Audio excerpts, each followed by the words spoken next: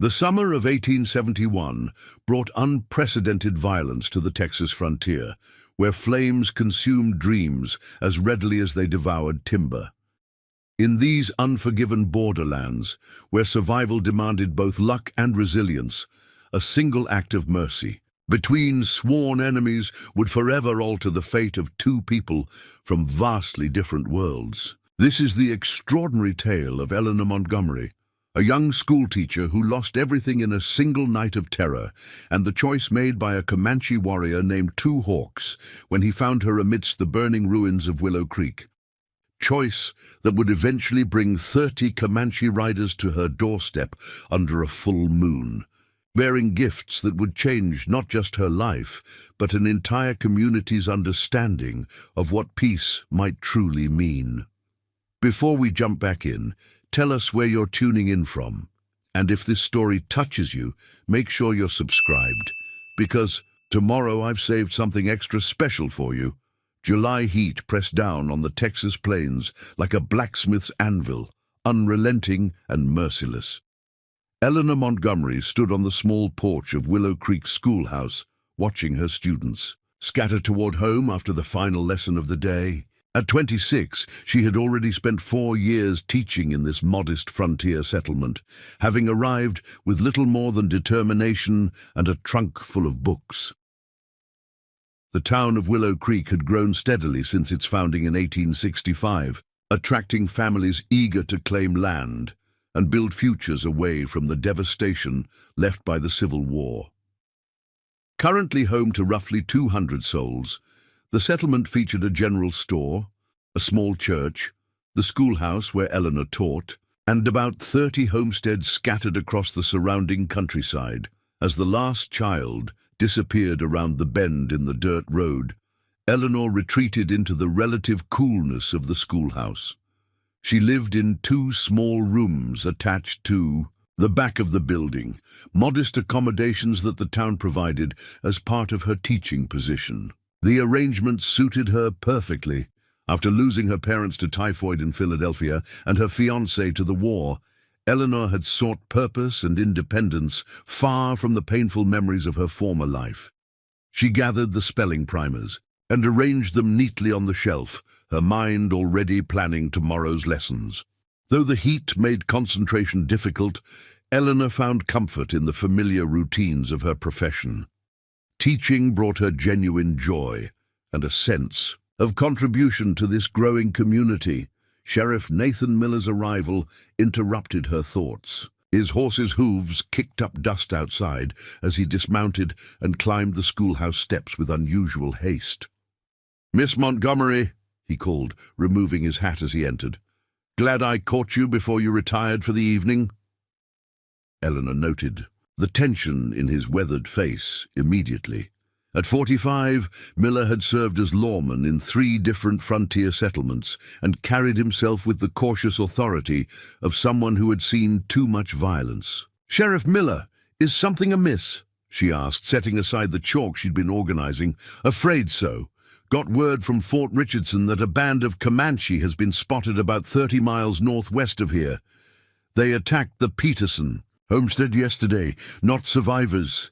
Eleanor's hand went to her throat, a chill passing through her despite the heat. The Peterson family had attended the spring social just 2 months earlier. Their youngest daughter, Mary, was to start school in the fall.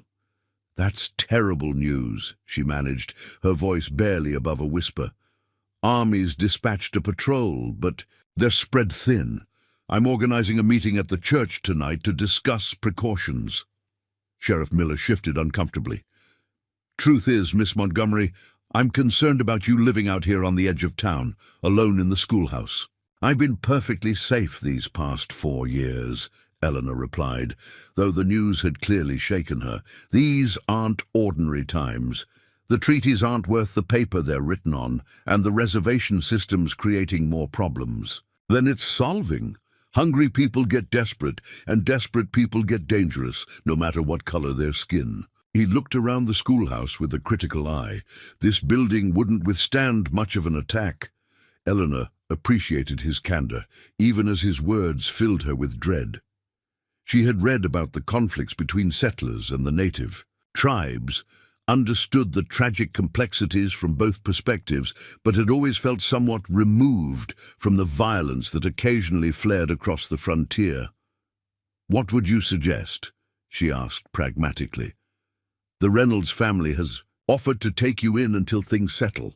They've got that sturdy stone house, and with John's brothers staying there, extra protection too." Eleanor considered the offer.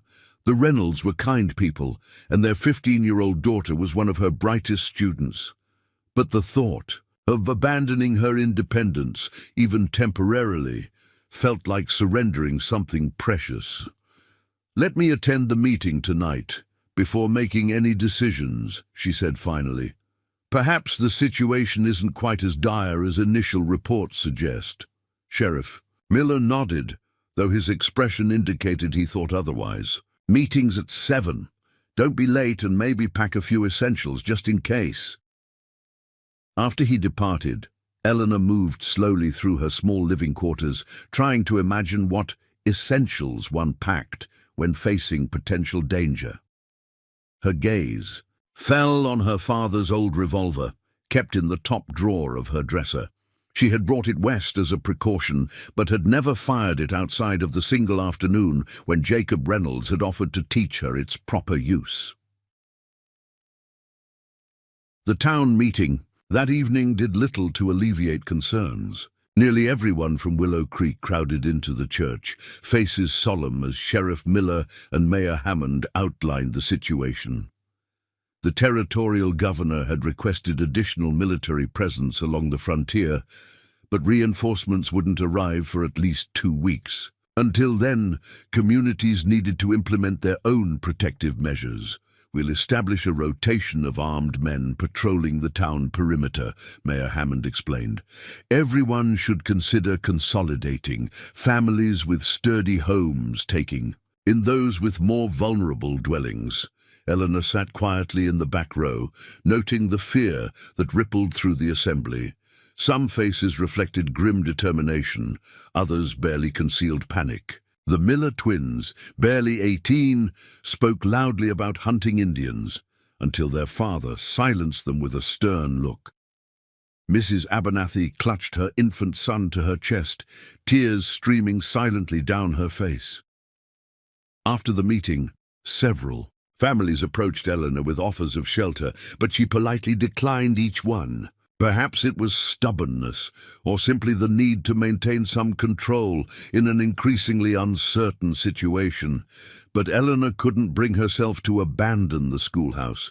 It represented everything she had built in her new life. "I'll reinforce the doors and windows," she assured a concerned Mrs. Reynolds, and Sheriff Miller promised to include the school in the regular patrols. That night, Eleanor slept fitfully, the revolver placed on the nightstand within reach. She dreamed of burning. Homesteads and children's primers turned to ash, waking several times to listen for sounds beyond her windows. The night passed without incident, however, and morning brought a deceptive normalcy to Willow Creek. For 3 days, the community existed in a state of heightened vigilance. Men patrolled with rifles, children were kept close to home, and the usually bustling main street remained eerily quiet during daylight hours. Eleanor continued teaching, though only half her students attended.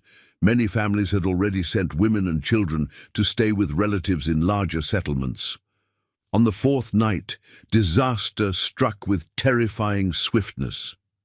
Eleanor woke to the sound of gunshots and shouting shortly after midnight. Through her window, she saw an orange glow illuminating the night sky from the direction of the town center. Dressing hastily and grabbing her revolver, she moved to her front door, only to freeze at the sound of hoofbeats approaching rapidly. Peering cautiously through a crack in the curtains, Eleanor saw riders moving along the main road. Not the uniformed cavalry she desperately hoped for, but shadowy figures on paint ponies. Their whoops and cries confirmed her worst fears. Willow Creek was under attack. Heart pounding, Eleanor retreated to her small bedroom, mind racing through limited options. The schoolhouse, with its wooden construction and multiple windows, offered little protection. She could attempt to flee through the back door and make for the creek bed, hoping to hide among the willows until danger passed. Or she could remain hidden, praying the attackers would focus on the stores and livestock rather than an empty schoolhouse.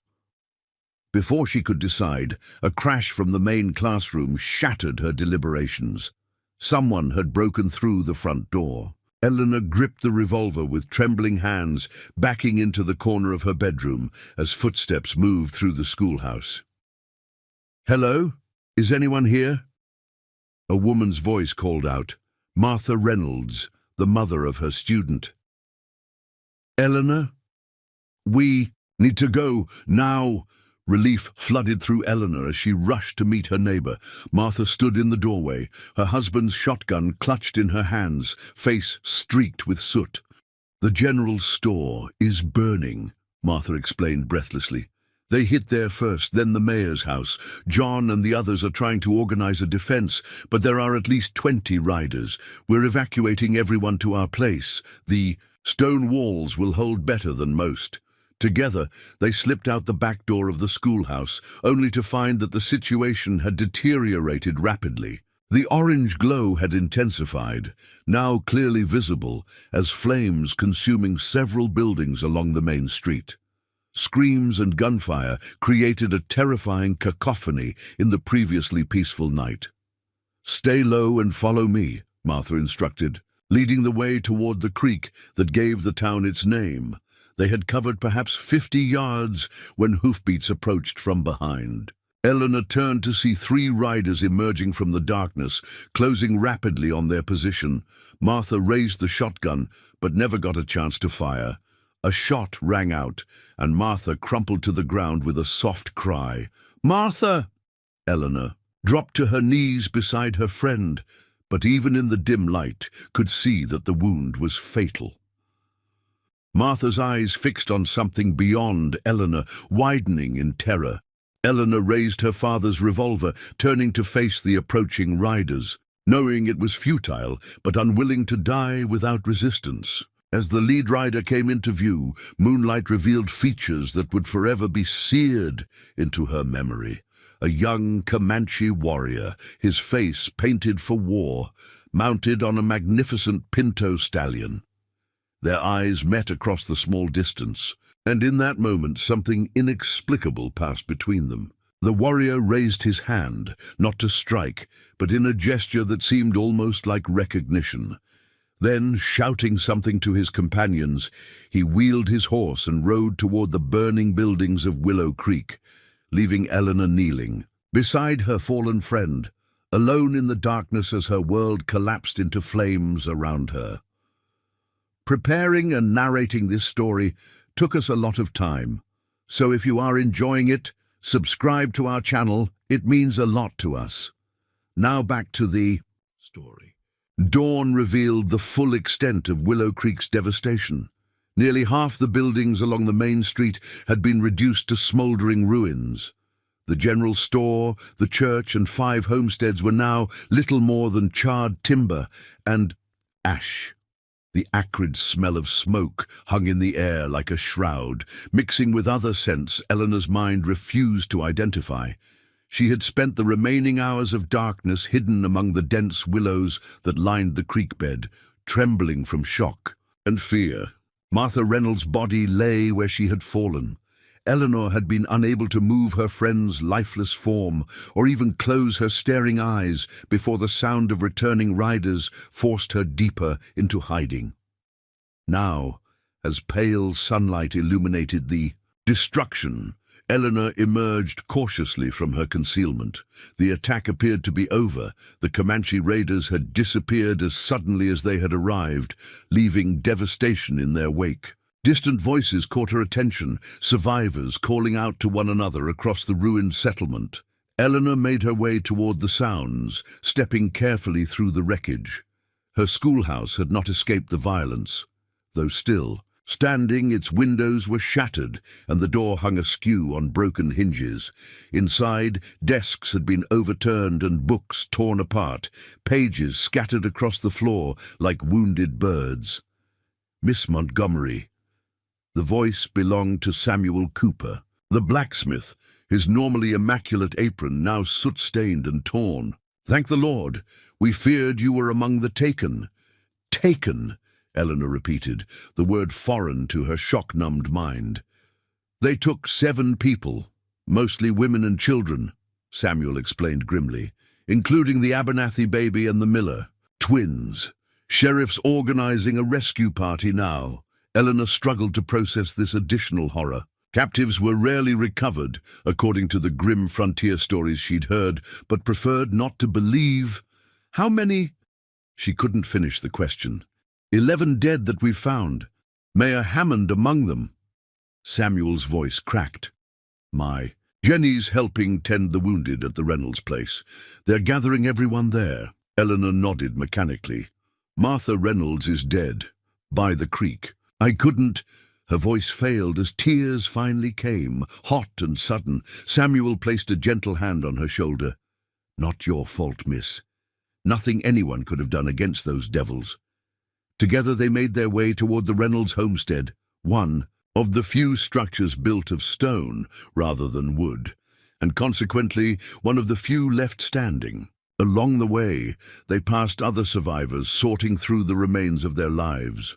Mr. Peterson from the Mercantile sat on his front steps, staring at the ruined shell of his business with vacant eyes. The Williams children huddled together, beside a water trough, their parents nowhere to be seen. The Reynolds home had been transformed into an improvised infirmary. The front room contained 6 makeshift pallets, each occupied by a wounded townsperson. Jenny Cooper moved between them, applying bandages and offering water. In the corner, Reverend Lawson recited prayers over a covered form, another soul lost despite surviving the initial attack. John Reynolds met them at the door, his face haggard with exhaustion and grief. When Eleanor told him about his wife, the strong rancher seemed to physically diminish, shoulders slumping as if under an unbearable weight. "I sent her to find you," he whispered. "She insisted. She saved my life," Eleanor told him, the inadequacy of the words burning in her throat. "She was very brave." The next hours passed in a blur of activity. Eleanor assisted Jenny with the wounded, tearing her petticoat into strips for bandages and helping administer the dwindling supply of laudanum to those in greatest pain. Sheriff Miller organized the remaining able-bodied men into a pursuit party, though most understood the grim reality. Tracking Comanche raiders across the open plains was nearly impossible, and the chances of recovering captives diminished with each passing hour. By late afternoon, a new problem had become apparent. The attack had destroyed most of Willow Creek's food supplies. The general store and its storeroom were completely gone. Several family root cellars had been looted during the raid. The community faced not only the immediate crisis of wounded and dead, but the looming threat of starvation. "Fort Richardson will send supplies when they hear what's happened," Sheriff Miller assured the gathered survivors. "We just need to hold out until then." "And how do we do that, Nathan?" demanded Frederick Williams, his voice sharp with grief and anger. "My children haven't eaten since yesterday. The Comanche took everything we had." Eleanor listened to the growing argument from the doorway of the Reynolds home, exhaustion threatening to overwhelm her. She had not slept or eaten in nearly 24 hours, and the combined trauma of the attack and its aftermath left her feeling hollow, disconnected from the heated debate around her. Her gaze drifted toward the schoolhouse visible in the distance. Though damaged, it remained standing. Perhaps some of her personal supplies had survived the destruction. The thought of returning there filled her with dread, but practicality overrode emotion. If she had food or anything else useful, the community needed it now. "I'm going to check the schoolhouse," she told Jenny Cooper quietly. "There might be something salvageable." "You shouldn't go alone," Jenny protested, but her hands were occupied changing a bandage on young Peter Baldwin's burned arm. "I'll be fine. The raiders are long gone and it's only a short walk." The journey back to the schoolhouse felt longer than it should have. Every shadow seemed menacing, every rustle of wind through the remaining buildings a potential threat. Eleanor moved cautiously, her father's revolver now a constant companion at her waist. The bodies had been gathered for burial, but dark stains on the ground marked where neighbors and friends had fallen. The schoolhouse looked even worse upon closer inspection. Besides the broken windows and door, part of the roof had been damaged by fire, though the flames had apparently died before consuming the entire structure. Inside, the destruction was comprehensive. Books torn apart, desks splintered, the small blackboard shattered. Eleanor picked her way through the debris to her living quarters at the back. Here, too, chaos reigned. Her clothes had been pulled from the dresser and scattered, her small collection of personal treasures smashed or stolen. The mattress had been slashed, feathers spilling onto the floor like snow. Fighting despair, Eleanor searched for anything useful. Her food storage, a small cabinet containing flour, sugar, coffee, and preserved goods, had been emptied, the contents either taken or destroyed. She managed to salvage a half-empty sack of cornmeal that had fallen behind the stove and remained undiscovered, along with 3 jars of preserves from under her bed. As she gathered these meager findings, movement at the window caught her attention. Eleanor froze, her hand moving to the revolver. A shadow passed across the broken glass. Too tall for a child, too purposeful for casual investigation. Heart pounding, she pressed herself against the wall beside the window, straining to listen. Soft footsteps circled the building, stopping at the damaged doorway. Eleanor raised the revolver, finger trembling against the trigger as a figure appeared. In the doorframe, the man who stood there was not a townsperson. Tall and powerfully built, he wore buckskin leggings and a cloth shirt, his long black hair tied with a leather thong. Most startling were his eyes, dark and intelligent, studying her with an intensity that seemed to look straight through her defensive posture. Eleanor recognized him immediately, the Comanche warrior who had locked eyes with her during the raid. The one who had raised his hand and then ridden away instead of attacking. "You," she whispered, the revolver wavering in her grip. The warrior remained motionless, hands visible at his sides in what seemed a deliberate gesture. After a long moment he spoke, his English accented but clear. "You are alone. Dangerous." Eleanor's mind raced through limited options.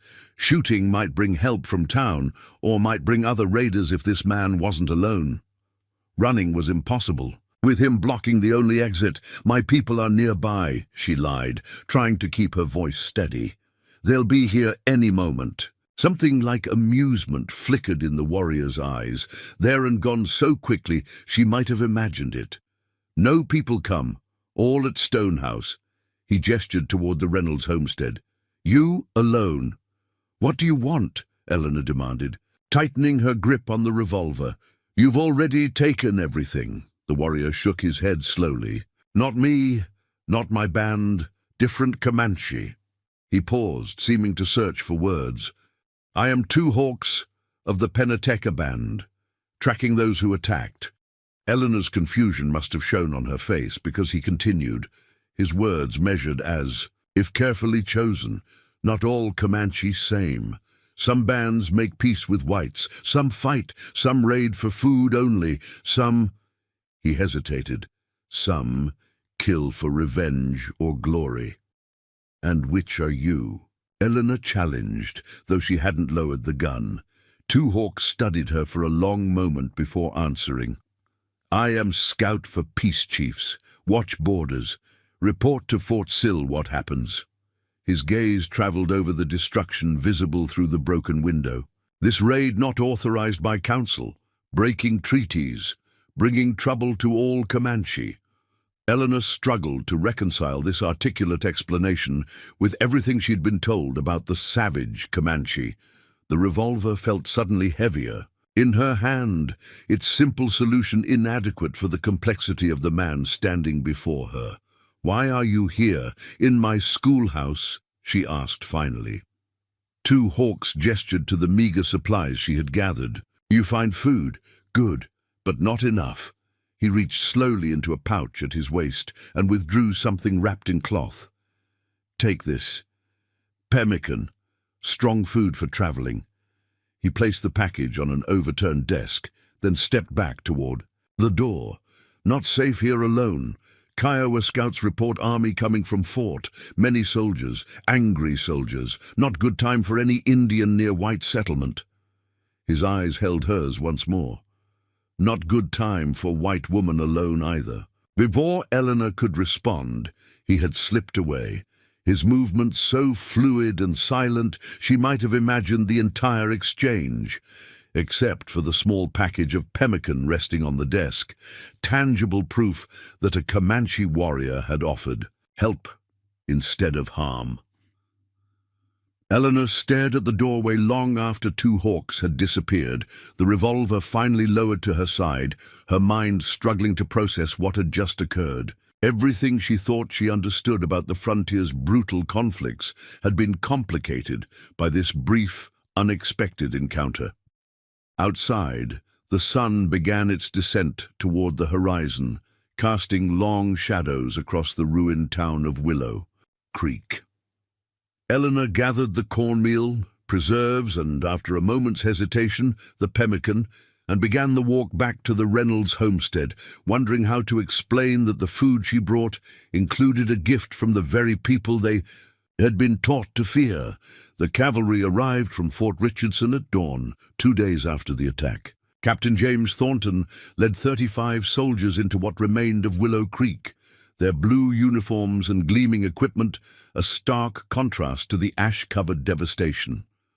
The survivors gathered in the town's center to meet them, hope and desperation evident on their haggard faces. Eleanor stood slightly apart from the group, observing the military precision with which the soldiers established their presence. The events of the past 48 hours had left her feeling disconnected from her neighbors, though she had worked alongside them to tend the wounded and distribute the meager food supplies.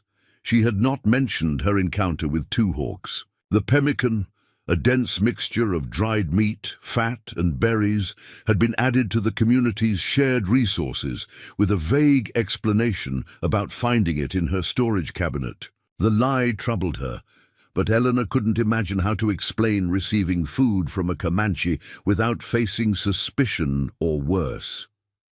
Captain Thornton dismounted with practiced efficiency, handing his reins to a young private before approaching. "Sheriff Miller." "Sheriff," he greeted, his voice carrying the clipped authority of West Point training. "We came as soon as your messenger reached the fort. Lieutenant Collins, see to distributing emergency rations." A flurry of activity followed, as soldiers unloaded supplies from pack horses. Blankets, medical supplies, and food were quickly organized for distribution. Eleanor found herself assisting the fort's young surgeon, Dr. Elliot Pierce, as he examined the remaining wounded. "You've done remarkably well with limited resources," Dr. Pierce commented, as he checked Peter Baldwin's burned arm. "These bandages are expertly applied. My father was a doctor in Philadelphia," Eleanor explained, handing him fresh bandages from the military supplies. "I assisted him occasionally before coming west." "A fortunate coincidence for these people," the doctor remarked. "This boy might have lost his arm without proper care." As they worked, Eleanor overheard Captain Thornton's conversation with the town's leaders. His words painted a grim picture of the broader situation. "The Kiowa Comanche uprising is spreading across the Western Territories," Thornton explained. "Fort Sill reports at least 3 bands have left the reservation. The peace policy is collapsing." "What about our captives?" John Reynolds demanded. 7 of our people were taken." Captain Thornton's expression tightened. "We'll pursue, of course, but I must be candid. The trail is already cold, and my orders prioritize protecting surviving settlements over rescue operations." A murmur of distress moved through the gathered survivors. Frederick Williams stepped forward, his 2 remaining children clinging to his legs. "My wife is among those taken, Captain," he said, voice raw with emotion. "You can't just abandon them." "I understand your distress, sir," Thornton replied, not unkindly. "I've dispatched scouts to try locating the raiding party. If we can identify their direction of travel, we'll send word to other military units." In the territory, Eleanor watched the hope drain from Frederick's face. The frontier's harsh realities offered little comfort to those separated from loved ones by violence. The Williams children, Sarah, age 8, and Joshua, barely 5, seemed to sense their father's despair, pressing closer to him in silent support. By midday, the immediate crisis had eased somewhat. Military supplies ensured no one would starve in the coming days, and the wounded had received proper medical attention. Captain Thornton ordered his men to assist with clearing debris and constructing temporary shelters for those whose homes had been destroyed. Eleanor found herself alone in the damaged schoolhouse, salvaging what she could from the wreckage. Most of the books were beyond repair, their pages scattered or burned, but she discovered her small collection of Shakespeare had somehow survived, wedged beneath an overturned shelf. "You must be the school teacher," a voice observed from the doorway. Eleanor turned to find Captain Thornton watching her, his uniform now bearing smudges of the same ash that covered everything in Willow Creek. "Eleanor Montgomery," she confirmed, rising and brushing dust from her skirt. "Thank you for bringing supplies. Your men have been very helpful." Thornton nodded, stepping further into the schoolhouse to survey the damage. "Brutal business," he commented. "Though unfortunately not uncommon. This is the third settlement, hit in the past month." "The third?" Eleanor echoed, thinking of Two Hawks' words about unauthorized raids. "The situation is deteriorating rapidly," Thornton confirmed. "The peace factions among the tribes are losing influence to younger warriors who see violence as the only response to reservation conditions." He paused, studying her face. "You seem troubled beyond the obvious reasons, Miss Montgomery." Eleanor hesitated, weighing her words carefully.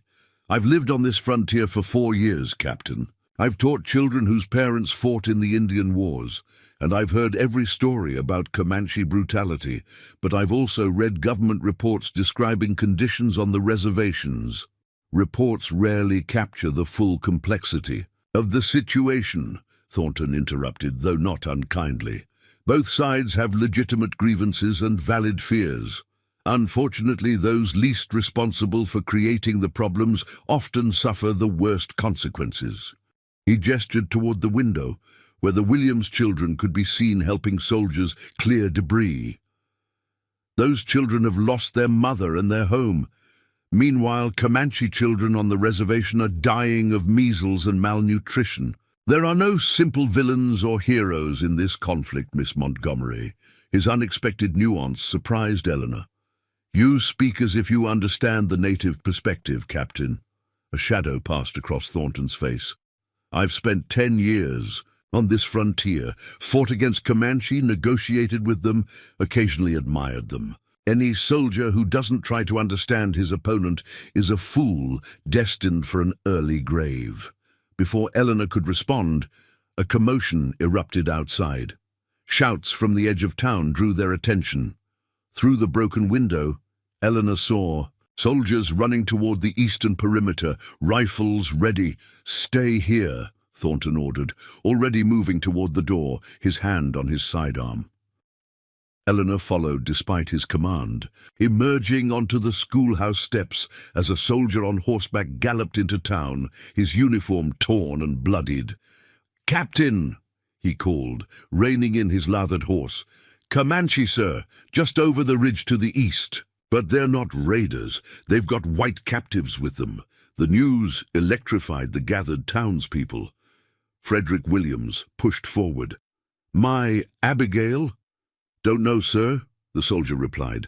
"Saw at least 3 white women with them. They sent me ahead with a message. Their leader wants to parley." Captain Thornton's expression hardened. "How many?" 6 warriors, sir, carrying a white flag." Thornton turned to his lieutenant. "Prepare a delegation. 10 men, fully armed but weapons lowered. We'll meet them at the eastern ridge." He addressed the hopeful townspeople. This could be a trap. Everyone else stays in town under guard. Eleanor watched the military contingent ride out, her mind racing. 6 Comanche warriors returning captives and requesting parley fit nothing in the frontier narratives she had heard. Combined with her encounter with 2 hawks, it suggested layers of complexity to the frontier conflicts that few acknowledged. Unable to contain her curiosity, Eleanor slipped away from the gathered survivors and made her way to the broken church steeple, the highest remaining vantage point in Willow Creek. Climbing carefully over debris, she reached a position where she could observe the eastern ridge without being easily spotted. Through a gap in the damaged roof, Eleanor had a clear view of the meeting point. Captain Thornton's men had formed a precise line, facing 6 mounted Comanche warriors. Between them stood 3 white women, their clothing torn and dirty but appearing otherwise unharmed.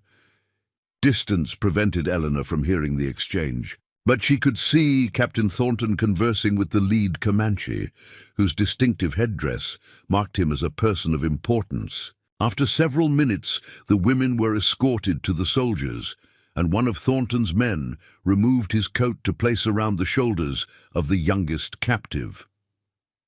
Most surprising was what happened next. Instead of retreating or attacking, the Comanche leader dismounted, as did Captain Thornton. The 2 men stood face to face on neutral ground, engaged in what appeared to be serious discussion. Their respective forces maintained positions, weapons visible but not aimed. Eleanor watched, transfixed, as this unprecedented diplomatic exchange unfolded against the backdrop of a frontier supposedly defined by mutual hatred and incomprehension. After what seemed an eternity, both leaders remounted their horses. The Comanche party turned and rode eastward, while Thornton led his men and the rescued women back toward Willow Creek. The town erupted in celebration as the returning party entered the settlement. 2 of the rescued women were immediately surrounded by joyful family members, including Sarah and Joshua Williams, who clung to their mother with desperate relief. The 3rd woman, whom Eleanor didn't recognize, was assisted to the doctor's wagon, her vacant expression suggesting trauma beyond physical injury. Eleanor approached as Captain Thornton dismounted, his face reflecting complex emotions beneath his professional composure. 3 returned, she observed quietly. What about the others? Thornton removed his hat, running a hand through sweat-dampened hair. According to Chief Grey Wolf, the other captives were taken by a different band, the same one that attacked Willow Creek. His people intercepted this group while tracking the raiders. They rescued them? Eleanor asked, struggling to reconcile this with everything she had been told about intertribal cooperation. Apparently, Thornton replied, his voice low enough that only Eleanor could hear. There's significant division among the Comanche bands. Grey Wolf leads a peace faction that maintained friendly relations with certain military officers at Fort Sill. He claims the raiders violated council decisions and tribal law by attacking settlements without provocation. Eleanor thought of 2 hawks and his explanation about unauthorized raids. You believe him? Thornton's gaze met hers, measuring her reaction. I've known Grey Wolf for 3 years, Miss Montgomery. He's never broken his word to me, which is more than I can say for some government officials I've served under. Before Eleanor could respond, Lieutenant Collins approached. Sir, preparations to return to the fort? Change of plans, Lieutenant, Thornton replied. We'll establish a temporary garrison here. Grey Wolf reports the renegade band is planning additional attacks on settlements in this region. Willow Creek will serve as our forward operating position. The news spread quickly. Through the community, cavalry protection would remain, at least temporarily. For many survivors, this represented the first genuine hope since the attack. For Eleanor, it created an unexpected complication. As she helped distribute food to the resettled families that evening, Eleanor found herself pondering the implications of Two Hawk's appearance Grey Wolf's intervention, and Captain Thornton's surprising perspective. The frontier narrative of civilization versus savagery was dissolving before her eyes, replaced by something far more complex and morally ambiguous. When she finally returned to the damaged schoolhouse that night, eschewing offers of safer accommodations, at the Reynolds home, Eleanor found herself unable to sleep. Outside, military sentries patrolled the perimeter of Willow Creek, their footsteps a rhythmic reminder of protection, but also of ongoing danger. Near midnight, a soft sound at her broken window brought Eleanor instantly alert. A shadow moved across the moonlit floor, not a soldier's uniform, but the distinctive silhouette of a figure she recognized despite having met him only once. Two hawks had returned. "You shouldn't be here." Eleanor kept her voice low, acutely, aware of the soldiers patrolling nearby. "The cavalry has established a garrison." Two hawks moved silently into the room, his form barely visible in the moonlight, filtering through the broken window. Soldiers make poor sentries. Too much noise, too little patience. Despite the danger his presence represented, Eleanor felt oddly unafraid. "Why risk coming back?" "To warn you." Two hawks settled into a crouch, a position that would allow him to move quickly if needed. Broken Hand and his warriors plan more attacks. 4 settlements marked for destruction. Broken Hand, war chief who led raid here. Bitter man who lost family to army bullets at Medicine Lodge. Seeks vengeance on all whites. Two hawks gestured toward the window. "Captain with yellow hair knows this." Captain Thornton mentioned renegade bands, Eleanor confirmed. A Chief Grey Wolf told him about planned attacks. Two hawks nodded. Grey Wolf is peace chief, respected among many bands. But young warriors follow Broken Hand now. Reservation brings hunger, disease. Peace chiefs lose influence when people starve. Eleanor considered this information, connecting it with Thornton's earlier comments about reservation conditions. Why? Oh, tell me this. Why not speak directly to Captain Thornton? A sound resembling laughter, though utterly without humor, escaped Two Hawks. Comanche scout approaching army camp alone would be shot before speaking first word. Then why risk coming at all? Eleanor pressed. Two Hawks studied her for a long moment before answering. During raid, I saw you. Woman with fire in eyes, not fear. Reminded me of stories my grandmother told of brave Comanche women who faced enemies without flinching. He paused, seeming to search for words. Your people will die if they stay here. Settlement must be abandoned. The statement landed like a physical blow. Abandon Willow Creek, but the cavalry cannot stop what comes. 30 soldiers against 100 warriors. Mathematics even white schools must teach. Eleanor sank onto her cot, mind racing. The survivors had just begun rebuilding, finding hope in the military protection and the return of some captives. To suggest abandoning everything now seemed impossible. The people here have nowhere else to go, she argued. Their homes, their livelihoods are here. What remains of them? Better to lose buildings than lives, Two Hawks replied simply. Settlements. Farther east offer safety. Fort Richardson itself would shelter refugees. A new thought occurred to Eleanor. If your people know soldiers are here, why attack at all? Surely even 100 warriors would suffer losses against military rifles and training. Two Hawks leaned forward slightly.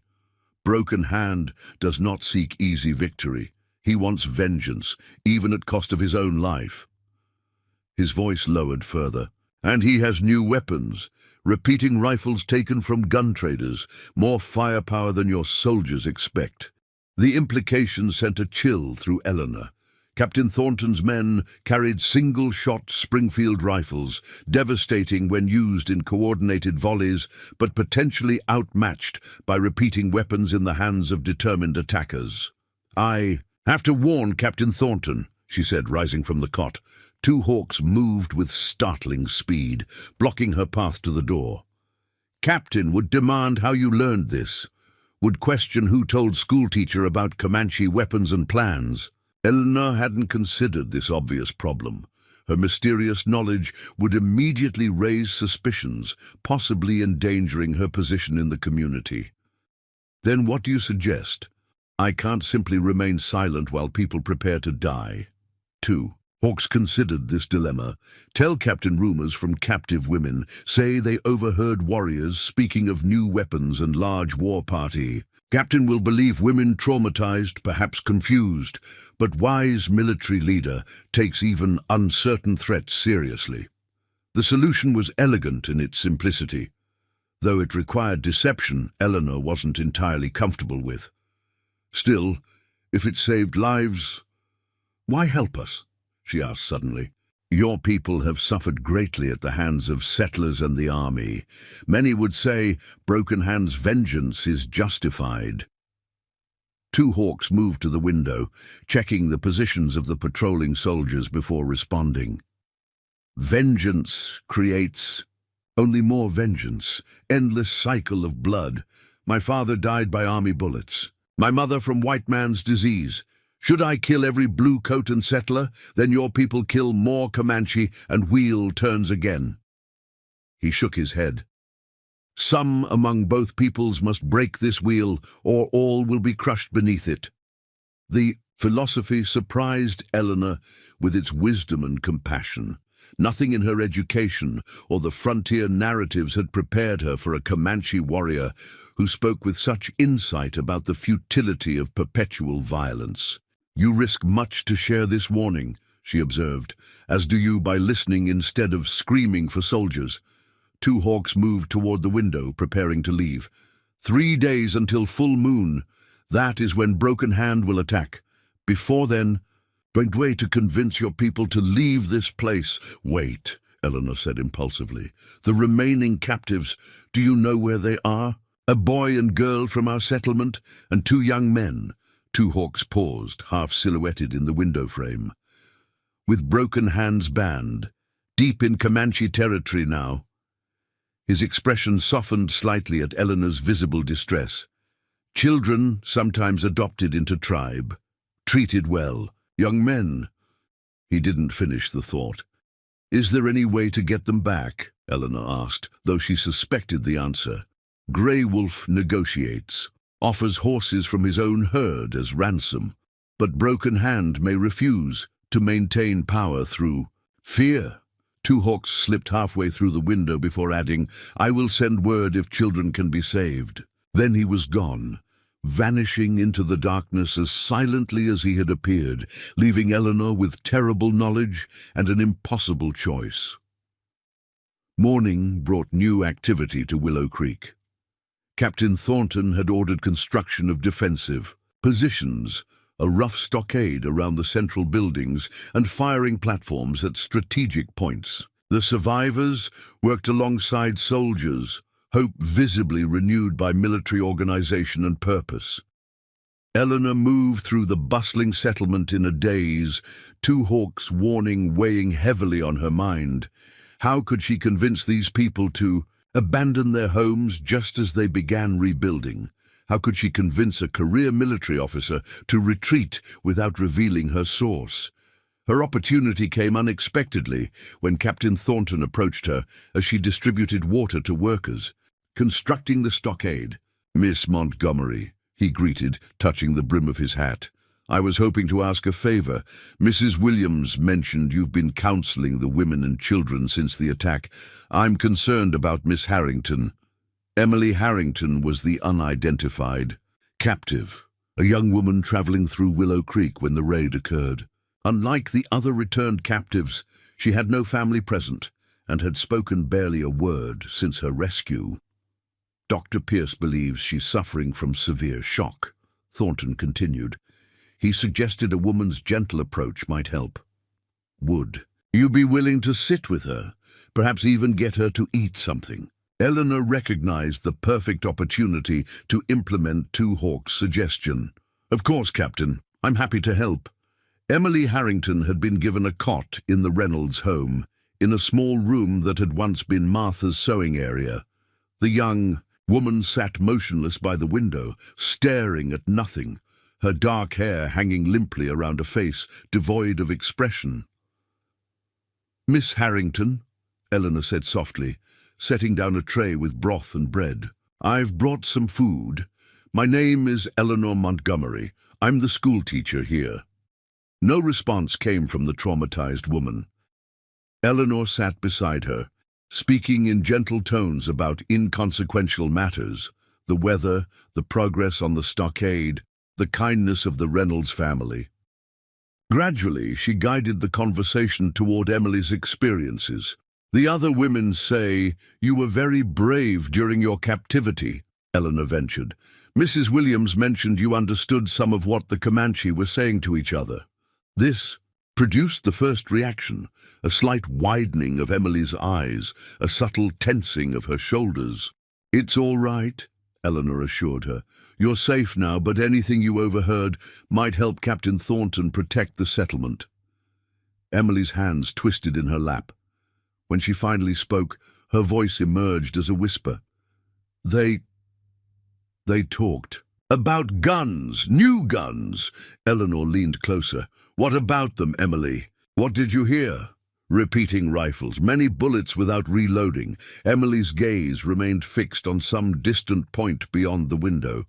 "The leader, they called him Broken Hand, said they would come at the full moon, said no soldiers would survive." "How many warriors did you see?" Eleanor pressed gently, providing the specific details that would make Emily's account credible to Thornton. "Many, more arriving every day." Emily's voice strengthened slightly. "They boasted about 100 rifles, said white settlements would burn until soldiers retreated east of the Trinity River." Eleanor reached for Emily's hand, feeling guilty for manipulating the traumatized woman, yet convinced of the necessity. "You've been very brave to tell me this. Would you be willing to share it with Captain Thornton? It could save many lives." Emily shrank back. "I can't. Don't make me face another man, please." "Of course not," Eleanor soothed. "With your permission, I'll tell him what you've shared. You won't need to speak with anyone else about this." Emily nodded weakly, then turned back to the window. Retreating once more into her protective silence, Eleanor found Captain Thornton supervising the placement of a defensive cannon at the northern edge of the settlement. She relayed Emily's information with careful precision, including specific details about weapon types and the timing of the planned attack. Thornton's expression darkened as he absorbed the implications. "Repeating rifles would shift the tactical balance considerably," he murmured, almost to himself, "and our ammunition supplies are limited. What will you do, Captain?" Eleanor asked, trying to mask her anxiety. Thornton surveyed the half-completed stockade with a critical eye. "Continue preparations, of course. I've requested reinforcements from Fort Richardson, though I doubt they'll arrive in time." He glanced at Eleanor. "I'd appreciate if you kept this information between us for now. No need to create panic among the civilians." "Of course," Eleanor agreed, though she wondered how evacuation could occur without the civilians being informed of the danger. As Thornton walked away, Eleanor felt the weight of her deception. She had successfully planted the warning, but the captain showed no sign of ordering an evacuation. If anything, his response suggested he intended to fortify and fight. Exactly what Two Hawks had warned would lead to massacre. 3 days until the full moon. 3 days to convince an entire settlement to abandon their homes and possessions based on information she couldn't fully explain. 3 days to save lives without revealing that she had met twice with a Comanche scout, an act that might be considered treason in the charged atmosphere of the frontier. Eleanor returned to her damaged schoolhouse as evening approached, her mind churning with impossible choices. As darkness fell over Willow Creek, she lit a single candle and opened her Shakespeare collection to Henry V, finding cold comfort in the words, "We few, we happy few, we band of brothers." For he today that sheds his blood with me shall be my brother. Outside, soldiers continued strengthening barricades against an enemy whose strength they still underestimated. Tomorrow, Eleanor decided, she would have to find a more direct approach to convince Captain Thornton of the true danger approaching Willow Creek, even if it meant risking her own position and safety in the process. Dawn of the second day found Eleanor watching military preparations with growing anxiety. Captain Thornton had doubled the sentry posts and accelerated work on the stockade, but showed no indication of evacuating the settlement. If anything, the increased military activity had reassured the civilians, who worked with renewed vigor alongside the soldiers. Eleanor approached the command tent, where Thornton stood examining a rough map of the region spread across a field table. "Captain, might I have a word?" she asked, having rehearsed her approach carefully. Thornton glanced up, his expression distracted. "Miss Montgomery, what can I do for you?" "I've been thinking about Miss Harrington's information," Eleanor began. 100 warriors with repeating rifles. Those are concerning odds, even for trained soldiers. Thornton straightened, studying her face. "Military strategy isn't generally the domain of school teachers, Miss Montgomery." "No, but mathematics is," she countered. 30 soldiers against 100 warriors with superior firepower. Those calculations don't favor our position." A faint smile crossed Thornton's face. "You're remarkably direct for a lady." "Frontier living discourages excessive delicacy, Captain." Eleanor held his gaze. "Have you considered evacuation? Fort Richardson could shelter everyone until the danger passes." The smile vanished from Thornton's face. "Abandoning a strategic position based on unverified intelligence from a traumatized captive would be militarily unsound, Miss Montgomery. Besides, these people have already lost enough without being forced to flee their homes. They'll lose in their lives if we remain," Eleanor pressed. "We?" Thornton raised an eyebrow. "I admire your courage, but this is a military matter now. I've requested reinforcements, and we're well positioned to defend the settlement." He gestured to the map. "The topography favors us, and Comanche typically avoids sustained engagements against fortified positions." "Typically," Eleanor echoed. "But you yourself said this situation is atypical. If Broken Hand seeks vengeance rather than tactical advantage." Thornton's expression sharpened. "How do you know that name?" Eleanor realized her mistake too late. Emily Harrington hadn't mentioned the war chief by name in their conversation. She struggled to maintain composure. Mrs. Williams must have mentioned it when discussing what the captives overheard. She improvised. Thornton studied her with increased intensity. "Broken Hand is not a name most captives would have heard, Miss Montgomery. It's his Comanche designation, not what whites call him." Eleanor felt herself sinking into dangerous territory. "Perhaps I misunderstood, or she mispronounced it." "Perhaps." Thornton's tone suggested he wasn't convinced. "You seem unusually concerned about Comanche tactics and motivations for someone who spent the raid hiding by the creek." The accusation stung, though Eleanor recognized the tactical nature of his probing. "I'm concerned about the safety of my neighbors and students, Captain. If you believe we're adequately protected, I'll trust your military judgment." She turned to leave, but Thornton's voice stopped her. "Miss Montgomery, if you have information relevant to this settlement's defense, regardless of how you obtained it, withholding it could endanger everyone here." The statement hung between them, both challenge and opportunity. Eleanor hesitated at the tent flap, weighing impossible options.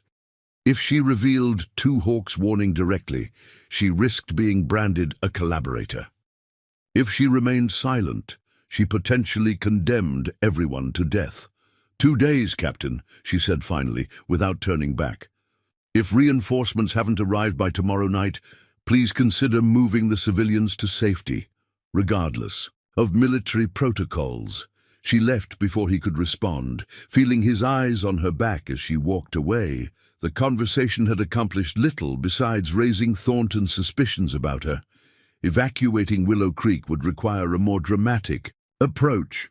Eleanor spent the morning helping with defenses, her mind working through possibilities. By midday, she had formulated a desperate plan, one that required assistance she wasn't certain would be forthcoming. That evening, after helping distribute the community meal, Eleanor quietly gathered supplies from the schoolhouse, a small mirror, a lantern, matches, and her father's revolver. She waited until the midnight sentry change, noting the positions of soldiers as they rotated duties, then slipped from the settlement through a gap in the partially completed stockade. The night was clear, a waxing gibbous moon providing enough light to navigate by once her eyes adjusted. Eleanor moved carefully away from Willow Creek, using scattered trees for cover, until she reached the creek that gave the settlement its name. Following its course eastward, she eventually arrived at a rock formation she had visited with students during nature walks, a natural landmark well outside regular patrol routes. There, half concealed in the shadows, Eleanor waited, wondering if her plan was merely foolish or actively suicidal. She had no guarantee Two Hawks monitored the settlement, no certainty he would see her signal, and no assurance he would respond if he did. After ensuring she was alone, Eleanor lit the lantern and used the mirror to create a series of flashing light signals, 3 short, 3 long, 3 short, the universal distress pattern. She repeated the sequence several times, then extinguished the light and retreated deeper into the rocks to wait. An hour passed with no response. Eleanor began to lose hope, questioning her decision to venture alone into the darkness. The revolver provided little comfort against the vastness of the Texas night and its many dangers. A soft sound from behind made her whirl, weapon raised. Two Hawks materialized from the darkness, his expression reflecting mild amusement at her startled reaction. "Brave schoolteacher becomes night signaler," he observed quietly. "Dangerous game." Eleanor lowered the revolver, relief washing over her. "You came," was already watching. Signal unnecessary but clever. Two Hawks settled into a crouch beside her, scanning their surroundings with practiced efficiency. Why risk leaving settlement protection? "Captain Thornton won't evacuate based on my warning. He's fortifying instead, waiting for reinforcements that won't arrive in time." Eleanor explained her failed attempt to convince the captain. "We need something more dramatic to force evacuation." Two Hawks considered this. "Army captains follow orders, not school teachers' advice. What plan forms in your mind that requires night meeting?" Eleanor took a deep breath. "A false attack. Not to harm anyone, but to convince Captain Thornton the threat is immediate and overwhelming." Two Hawks' expression remained unreadable in the darkness. "Explain." "If a small group of Comanche warriors made a demonstration tomorrow night, shooting from beyond rifle range, creating the impression of a larger force, Thornton might reconsider his position," Eleanor explained, "especially if they displayed repeating rifles. You ask me to risk warriors' lives to save settlement that sits on Comanche hunting grounds," Two Hawks observed. "Why would I agree?" "Because you've already risked your life twice to warn me," Eleanor replied. "You said yourself, vengeance only creates more vengeance. If Broken Hand succeeds, the army will retaliate against all Comanche, including peaceful bands." Two Hawks was silent for a long moment. "How many would die in false attack if soldiers shoot well?" "None, if done properly. Your men would remain beyond effective rifle range, appear briefly, fire into the air, then withdraw." Eleanor leaned forward earnestly. "Just enough to demonstrate the threat without engagement," Captain May pursue. "He won't leave the settlement undefended, not with women and children to protect," Eleanor argued. "And a brief skirmish would..." Convince him to send the civilians to safety while he awaits reinforcements. Two hawks seemed to weigh multiple factors silently before responding. Grey Wolf might agree. 6 warriors, quick demonstration only. He studied her face in the moonlight. But price exists. Price, Eleanor asked warily. Information, military strength, stockade weak points, soldier positions. Two hawks held up a hand as she began to protest. Not for attack on settlement, for protecting our hunting camps from army patrols. Knowledge keeps peace by preventing accidental encounters. Eleanor hesitated. What he requested bordered on treason during active hostilities, yet she sensed his intent was genuine. I'll tell you what I know about the defenses, but not troop movements or passwords, and only if you swear no harm will come to the civilians. Fair exchange. Two hawks agreed. When soldiers and settlers leave, we guard empty town against broken hand, keep buildings standing for return after danger passes. The offer surprised Eleanor. You would protect the settlement? Empty buildings worth less than lives, broken. Hand seeks blood, not timber. They spent the next half-hour exchanging information, Eleanor describing the stockade construction and defensive arrangements, Two Hawks detailing his plan for the false attack. When they finished, a mutual understanding had formed between them that transcended their cultural differences.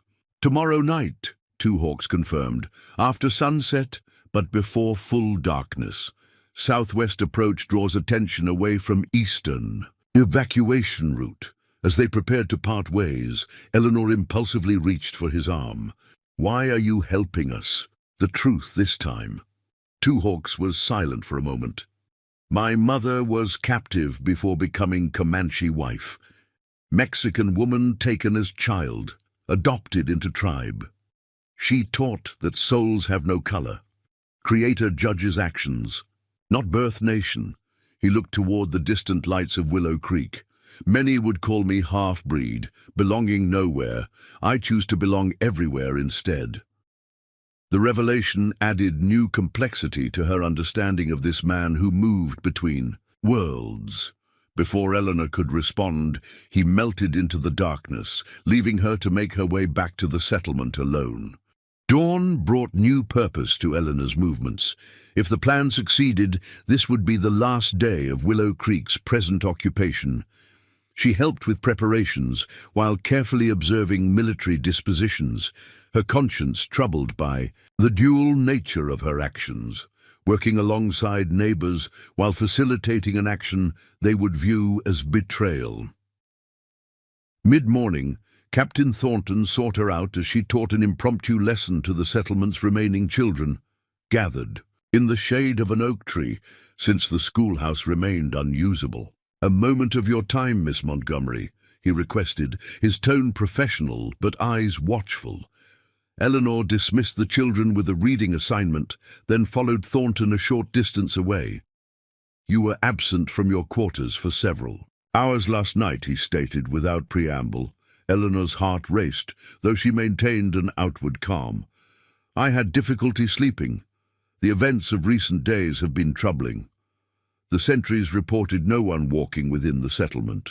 I sat behind the remains of the church, she improvised. The night was clear, and I find stargazing calming. Thornton studied her face. Strange that no one saw you return. Perhaps their attention was directed outward, as it should be, Eleanor suggested. A long moment passed as Thornton seemed to weigh her explanation against his suspicions. The sentry's primary responsibility is external threat detection, he acknowledged finally. But these are dangerous times for solitary wanderings, Miss Montgomery. I'd ask you to remain in your quarters after dark. Of course, Captain. Eleanor agreed, recognizing the order beneath the request, though it seems unlikely we face immediate danger behind military protection. Something flickered in Thornton's expression, doubt or concern, before his professional mask returned. Precautions prevent tragedies, Miss Montgomery. Remember that. As he walked away, Eleanor wondered if he suspected more than he revealed. The evening's plan had become even more critical and more dangerous, with increased scrutiny on her movements. By sunset, Eleanor had quietly prepared a small pack with essential items, hidden beneath her cot in the schoolhouse. Whatever happened tonight would change everything for Willow Creek and for her place within the community. As darkness approached, she joined the other civilians for the evening meal, trying to appear normal while watching the southwestern horizon. Soon, if Two Hawks kept his word, a false attack would create genuine fear and potentially save everyone's lives if Captain Thornton made the right decision in response.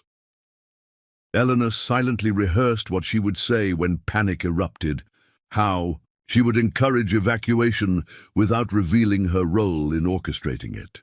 The deception weighed heavily, but the alternative seemed unthinkable.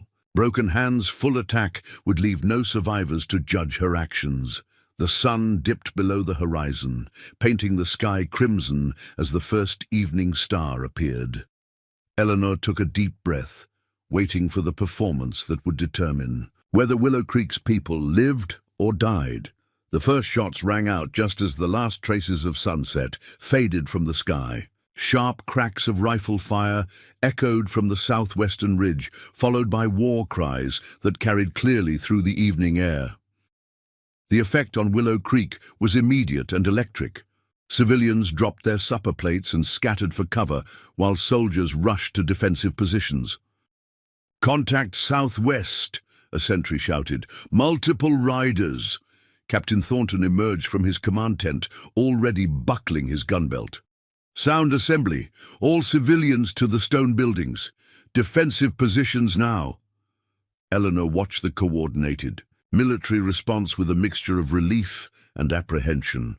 Two Hawks had kept his word. The timing was perfect, creating maximum impact without causing injuries. Through the growing darkness, she could make out silhouettes of mounted warriors moving along the ridge, their forms illuminated briefly by muzzle flashes as they fired into the air above the settlement.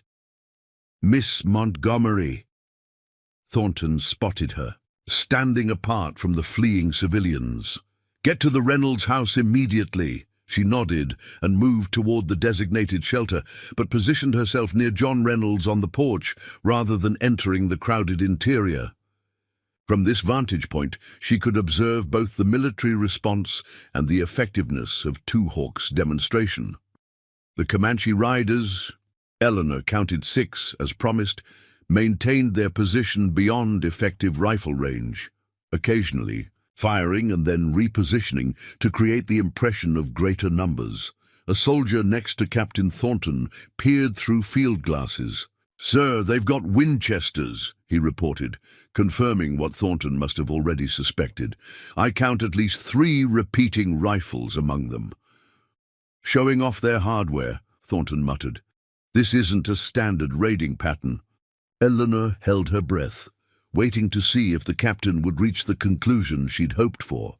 The false attack had already accomplished one objective, demonstrating that the Comanche possessed repeating rifles and were willing to approach. Despite the military presence, a brave or foolhardy soldier fired toward the distant riders, the shot falling well short of its target.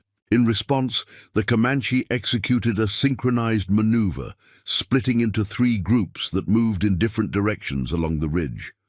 The tactical sophistication wasn't lost on Thornton, whose expression darkened as he observed through borrowed field glasses. "They're probing our defenses," he said to his lieutenant. "This is reconnaissance, not a serious attack." "For what purpose, sir?" the lieutenant asked. "To prepare for something larger." Thornton lowered the glasses. "Miss Harrington's information appears increasingly credible." Eleanor felt a surge of hope. The demonstration was working exactly as intended, lending credibility to the warnings without causing casualties. Now Thornton just needed to make the right decision about evacuation. The Comanche continued their display for another 10 minutes, creating the impression of testing the settlement's defenses from multiple angles. Occasionally, a warrior would ride closer, fire a shot, then retreat rapidly, always staying beyond the effective range of the soldiers' weapons. Finally, as if responding to some unseen signal, the warriors regrouped and disappeared over the ridge. A tense silence fell over Willow Creek, broken only by Captain Thornton's crisp orders to maintain alert status and double the sentries. Eleanor waited for the next logical step, an evacuation order. But it didn't come. Instead, Thornton gathered his officers for a consultation, while the civilians remained huddled in the stone buildings, fearing the warriors might return. Unable to contain her impatience, Eleanor approached the military huddle. "Captain Thornton, surely this confirms the danger we face." Thornton glanced up, his expression revealing momentary surprise at her boldness before hardening into professional distance. "Miss Montgomery, this is a military discussion." "Those warriors were testing your defenses," she pressed. "If they return with the numbers Miss Harrington described—" "I'm well aware of the tactical implications," Thornton interrupted, "but evacuation creates its own dangers. Moving civilians across open territory with Comanche in the area could be disastrous. Remaining here could be worse," Eleanor countered. Something in Thornton's expression shifted slightly, not softening exactly, but revealing a complexity beyond military calculation. "We're considering all options, Miss Montgomery. Please return to the shelter and help keep the civilians calm." Recognizing dismissal, Eleanor reluctantly withdrew, her mind racing through alternatives. The demonstration had failed to trigger immediate evacuation, though it had clearly affected Thornton's assessment. What now? If the settlement remained until Broken Hand's full attack, Two Hawks' effort and her risky gamble would have been for nothing. Inside the Reynolds house, fear had transformed into angry speculation. Frederick Williams voiced what many were thinking. "They're testing us before the slaughter. We should leave while we still can." "And go where?" John Reynolds countered. "Out there in the dark with savages roaming around? The army's here to protect us 30 soldiers against however many were out there." Williams shook his head. "I'm not risking my family again, not after getting Abigail back by miracle." The debate continued, with the community dividing between those who trusted military protection and those who favored immediate flight. Eleanor listened silently, noting the growing consensus toward evacuation, regardless of Thornton's orders. When she slipped outside to check on developments, she found an unexpected scene. A wagon was being loaded with medical supplies and ammunition under Lieutenant Collins' supervision, while Thornton stood examining a map with his sergeant. "Miss Montgomery," Thornton acknowledged her approach without looking up. "I was about to send for you." "You've decided to evacuate," she observed, relief evident in her voice. "A tactical repositioning," Thornton corrected. "The civilians will move to Fort Richardson under military escort. Half my men will remain here to maintain a presence and monitor enemy movements. Not a complete evacuation, but enough to save the civilians." The result Eleanor had hoped for, even if Thornton's reasoning differed from what she had anticipated. "When do we leave?" she asked. "Immediately. We'll use the eastern route, moving under darkness for the first 5 miles before the moon rises fully." Thornton studied her face. "You seem unsurprised by this decision." "It's the logical choice," Eleanor replied carefully.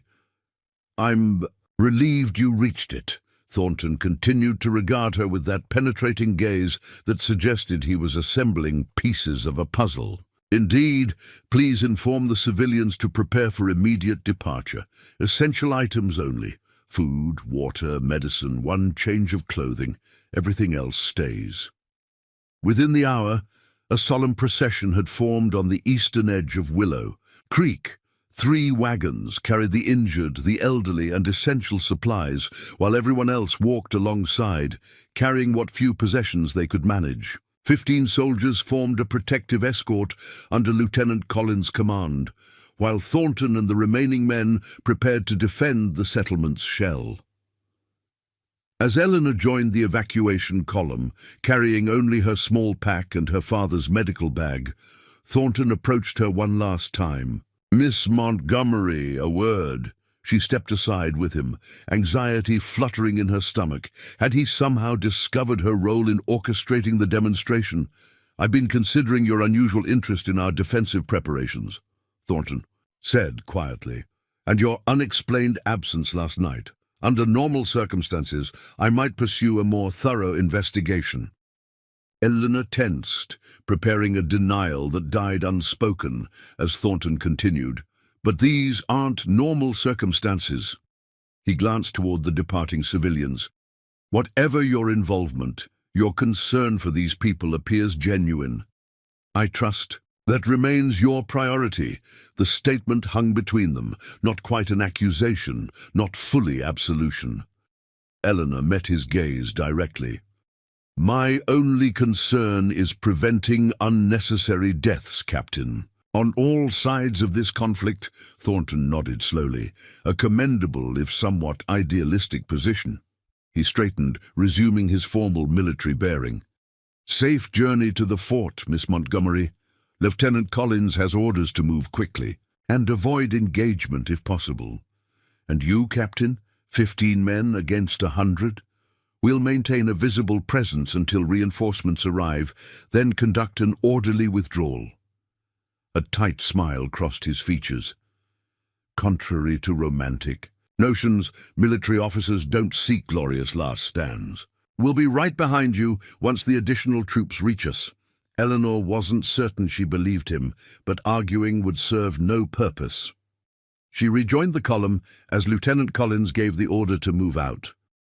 The procession began its slow journey eastward, leaving behind homes, possessions, and 15 soldiers who might well be sacrificing themselves to buy the civilians time. They had traveled perhaps a mile when Eleanor heard hoofbeats approaching from behind. Her heart raced, fearing pursuit, but it was a single rider, one of Thornton's men, riding hard to catch the column. "Lieutenant Collins," the soldier called. "Captain's orders. Change course immediately. Head southeast toward Harper's Crossing." Collins reined in his horse. "What's happened, Private?" "Signal fires, sir," the soldier reported breathlessly. "All along the northern ridge. The scouts estimate 50 to 60 warriors assembling. Captain says they're positioning to cut the direct route to Fort Richardson." A murmur of fear passed through the civilian column. Collins quickly consulted his map. "Harper's Crossing adds 8 miles to our journey." "Better than running into a Comanche war party, sir," the private responded. "Captain says they're definitely not the same group that approached earlier. These are coming from the reservation direction." Eleanor felt a cold certainty settle over her. Broken Hand's main force was arriving a day early, perhaps alerted by scouts who had observed the military preparations. The false attack had succeeded in triggering evacuation, but their escape route was already compromised. "Redirect southeast," Collins ordered. "Quicken pace, everyone. We need to reach the crossing by midnight." As the column changed direction, Eleanor found herself beside Frederick Williams and his family. The farmer's face was grim as he urged his exhausted children forward. "Should have left days ago," he muttered. "Should have known the army couldn't protect us." Eleanor had no response that wouldn't reveal her foreknowledge. Instead, she helped Mrs. Williams with their youngest child, her mind turning to Two Hawks and his warriors. Had they observed the evacuation? Would they maintain their promise to protect the empty settlement? Or would they be drawn into conflict with Broken Hand's larger force? The night deepened around them as they pushed southeast, every shadow potentially concealing danger, every distant sound causing the column to freeze momentarily. Lieutenant Collins maintained remarkable discipline, keeping the civilians moving steadily while sending scouts ahead to secure their path. By midnight, they had reached Harper's Crossing, a shallow ford across a normally placid stream that spring. Rains had transformed into a more challenging obstacle. The wagons crossed with difficulty, wheels slipping on submerged rocks while soldiers steadied them against the current. On the far bank, Collins ordered a brief rest. Eleanor sank gratefully onto a fallen log, her feet blistered from the unaccustomed march and her arms aching from carrying children too exhausted to walk. Around her, the civilians of Willow Creek huddled in small groups, their faces reflecting the same question that dominated her thoughts. Would they survive until morning? As if in answer, a distant glow appeared on the northwestern horizon. A fierce orange light that could only be fire. Willow Creek was burning. "They've reached the settlement," Collins observed grimly. "God help Thornton and his men." Eleanor stared at the distant flames, knowing what no one else in the column realized. The fire might well have been set by two hawks rather than Broken Hand, a strategic destruction to prevent Broken Hand from claiming the settlement. Empty. Buildings weren't worth lives, he had told her. Now those empty buildings served as a funeral pyre for the community they had once sustained. The lieutenant allowed only 20 minutes rest before ordering the column forward again. Fort Richardson lay nearly 15 miles ahead, a journey that would take them through the remainder of the night and into the following day, assuming they met no resistance along the way. As Eleanor rose to continue the march, she cast one final glance toward the burning settlement. Willow Creek had been her home for 4 years, the place where she had rebuilt her life after losing her family. Now it existed only in memory, its physical manifestation reduced to ash by the very conflicts she had hoped to transcend through education and understanding. The column moved forward into darkness, leaving the fire behind. Ahead lay uncertainty, danger, and perhaps eventually safety. Eleanor adjusted her pack and followed, each step carrying her further from her past and toward a future she could no longer predict. Dawn painted the eastern sky with pale watercolors as the exhausted column from Willow Creek stumbled onward. They had traveled through the night, stopping only for brief rests when the children could go no further. Lieutenant Collins maintained disciplined rotation of scouts ahead and behind the group, but so far they had encountered no sign of pursuit. Eleanor's body ached with each step, her throat parched despite careful rationing of water. Around her, families supported elderly relatives and carried sleeping children, their faces etched with grim determination born of simple survival instinct. "How much further?" Frederick Williams asked, as he shifted his sleeping daughter to his other shoulder. "About 8 miles, Lieutenant Collins answered, consulting his map. "We should reach Fort Richardson by early afternoon." The news brought little visible relief to the weary travelers. 8 miles might as well have been 80 in their current condition. "Lieutenant!" A scout galloped back from his forward position. "Riders approaching from the east, sir." Collins immediately signaled the column to take cover in a stand of scrub oak beside the trail. "Numbers and identification?" "At least 20 mounted men, sir." "Not Comanche. They're riding in military formation." Relief washed through the civilians as Collins smiled. "The reinforcements Captain Thornton requested. They must have departed before receiving word of our evacuation." Within minutes, the riders appeared. A cavalry detachment led by a major whose weathered face suggested years of frontier service. He reined in sharply at the sight of Collins. "Lieutenant, what in blazes are you doing out here with civilians?" Collins saluted. "Evacuating Willow Creek settlement, sir. Captain Thornton's orders. We've received intelligence of an imminent large-scale attack." The major, Westfield, according to the name Collins used in his explanation, listened with growing concern as the lieutenant detailed the events of the previous day, including the reconnaissance by mounted warriors and the signal fires spotted. "To the north, Thornton remained behind with 15 men?" Westfield asked incredulously. "Yes, sir, to maintain a presence until reinforcements arrived." Westfield turned to his second-in-command. "Lieutenant Hayes, escort these civilians to the fort. The rest of you, with me. We're riding for Willow Creek immediately." Eleanor stepped forward impulsively. Major, wait. The settlement was burning when we last saw it. The Comanche likely overwhelmed Captain Thornton's position hours ago. Westfield assessed her with sharp eyes. And you are? Eleanor Montgomery, sir. The schoolteacher from Willow Creek.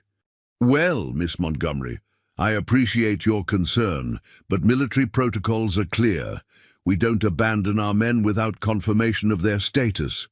Eleanor wanted to argue further, to prevent more bloodshed when Thornton and his men were almost, certainly already dead, but recognized the futility. Military honor demanded Westfield attempt rescue, regardless of the likely outcome. The column split, with the majority of cavalry riding westward toward the smoking remains of Willow Creek, while Lieutenant Hayes and 5 soldiers continued escorting the civilians toward Fort Richardson. The renewed journey felt both easier with the assurance of military protection and harder as exhaustion deepened with each passing hour. By midday, Fort Richardson's walls appeared on the horizon, a sprawling wooden stockade surrounding military buildings, officers' quarters, and auxiliary structures. Never had plain lumber and whitewash looked so beautiful to Eleanor's weary eyes. As they approached the fort's eastern gate, riders emerged to meet them, a patrol returning from duty. Among them, incredibly, was Captain Thornton himself, his uniform scorched and dirty, but his bearing as military precise as ever. Lieutenant Collins stared in disbelief. "Captain, we thought the settlement was burning." "We executed a fighting withdrawal after you departed," Thornton explained, dismounting to walk beside the column. "The Comanche breached the stockade from multiple directions around midnight. We held as long as possible, then escaped through the emergency route we'd prepared." "All your men?" Collins asked. A shadow crossed Thornton's face. "We lost Davies and Forrester. The others made it out with varying injuries." Eleanor studied him with a mixture of relief and suspicion. His appearance at the fort meant he had abandoned the settlement before their column even reached Harper's Crossing, contrary to what he had told her about maintaining a presence until reinforcements arrived. "We saw the fire," she said quietly as he walked near her position. Thornton's gaze met hers briefly. "Yes, they burned everything, though interestingly they waited until we had withdrawn." Something in his tone suggested this detail held significance, beyond the obvious, almost as if they wanted to ensure we escaped before destroying the empty buildings. Eleanor maintained a neutral expression despite her racing thoughts. Had Two Hawks' people indeed protected the soldiers during their withdrawal? Had they deliberately waited until Thornton's men were safe before burning the settlement to deny it to Broken Hand? Fort Richardson's gates opened to receive the refugees from Willow Creek. Military efficiency quickly asserted itself as the civilians were directed to temporary quarters. Medical attention was provided to the injured, and food and water distributed to all. Eleanor found herself assigned to a small room in the officers' wives' quarters, a courtesy extended due to her position as schoolteacher. The room's simple comfort, a real bed, clean water for washing, walls that provided genuine security, seemed almost unreal after the ordeal of the past week. Eleanor sat on the edge of the bed, suddenly overwhelmed by exhaustion and delayed reaction to all she had experienced. A knock at her door roused her from near sleep.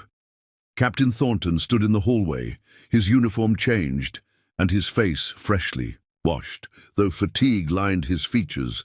"Miss Montgomery, I hope I'm not disturbing you." "Not at all, Captain. Please come in." Eleanor stood, smoothing her wrinkled dress automatically. Thornton entered but remained standing, maintaining a formal distance. "I wanted to check on your well-being. The evacuation was difficult for everyone." "I'm fine, thank you. More concerned about the families who lost everything." She studied his face. "You escaped the settlement before we even reached Harper's Crossing. That seems unexpectedly rapid." A slight smile touched Thornton's lips. You continue to monitor military movements. With remarkable attention, Miss Montgomery. Simple observation and mathematics, Captain. The timing suggests you abandoned the settlement almost immediately after we departed. Thornton moved to the small window, looking out at the fort's busy courtyard before responding. We received additional intelligence after your column left, information that indicated the attack would come sooner and in greater force than anticipated. What intelligence? Eleanor asked, perhaps too quickly. Thornton turned to face her directly. A Comanche scout approached our perimeter under a white flag. He spoke excellent English and warned us specifically to withdraw immediately. Eleanor's heart skipped a beat. Did he identify himself? He called himself Two Hawks. Thornton watched, her face carefully. The name seems to mean something to you. The moment had arrived that Eleanor had feared since first meeting Two Hawks, direct confrontation with the truth of her involvement. She could continue denying, maintaining the fiction that she knew nothing of Comanche scouts or unauthorized communications, or she could acknowledge what Thornton clearly already suspected. He's the one who warned me about the attack, she admitted quietly. He approached me at the schoolhouse after you established the garrison. Said he was a scout for the peace chiefs, tracking the movements of a renegade war chief named Broken Hand. Rather than the anger or accusation she expected, Thornton nodded slowly. I suspected as much. Your knowledge of Comanche leadership and tactical plans was too specific for someone who supposedly spent the raid hiding by the creek. Are you going to arrest me for communicating with the enemy during hostilities? Eleanor asked directly. Thornton's expression softened slightly. That would be rather hypocritical, considering I just withdrew my entire command based on the same Comanche's warning. He sat in the room's single chair. Two Hawks told me you arranged the demonstration attack to convince me to evacuate the civilians. Said you were, and I quote, brave like Comanche woman, stubborn like army mule. A surprised laugh escaped Eleanor despite the tension. That sounds like him. He also said something else interesting. Thornton leaned forward slightly. That Broken Hand's attack was ultimately aimed at provoking military retaliation against all Comanche bands, including peaceful ones. That certain factions want renewed war because the reservation system is failing. The peace policy doesn't work. When people are starving, Eleanor said softly. Two Hawks explained that peace chiefs lose influence when they can't feed their people. Thornton nodded grimly. The treaty obligations haven't been fulfilled. Rations are half what was promised, and corrupt agents skim even from that. He glanced toward the window again. Did you know Two Hawks is the son of Grey Wolf, the peace chief who returned our captives? Eleanor shook her head. He mentioned his mother was Mexican, captured as a child. Nothing about his father. Grey Wolf is one of the most influential peace advocates among the southern Comanche bands. His son, serving as a scout and intermediary, represents significant political investment in preventing all-out war. Thornton's expression became thoughtful, which makes our current situation particularly delicate. What do you mean? Major Westfield is preparing a punitive expedition against Broken Hand's band. Standard military protocol after an attack of this magnitude. Thornton's tone suggested his own reservations about this approach. Unfortunately, distinguishing between hostile and friendly bands during such operations is rarely a priority. Eleanor understood the implications immediately. You're saying they might attack Grey Wolf's people in retaliation for Broken Hand's actions. It's happened before. Thornton stood, resuming his formal bearing. I've submitted my report emphasizing the distinction between the bands and Two Hawks' critical assistance. Whether it influences operational planning remains to be seen. He moved toward the door, then paused. You took an extraordinary risk, Miss Montgomery. contacting a Comanche scout, arranging the demonstration attack, actions that could be construed as treasonous under certain interpretations. "I couldn't let everyone die when there was a chance to prevent it," Eleanor replied simply. Thornton studied her for a long moment. "No, I don't imagine you could." He opened the door. "Rest while you can. The civilians will be transferred to Jacksboro settlement once arrangements are finalized, probably within 3 days." "And what about Willow Creek?" Eleanor asked. "Military assessment teams will determine whether rebuilding is viable after the current hostilities are resolved." His tone suggested this was unlikely in the near term. "The frontier is contracting, Miss Montgomery. The railroads pushing settlement patterns westward in more defensible configurations. Isolated communities like Willow Creek may be relics of a transitional era." After Thornton departed, Eleanor lay on the bed, her mind processing the implications of their conversation. Thornton knew of her involvement with Two Hawks, yet hadn't arrested her.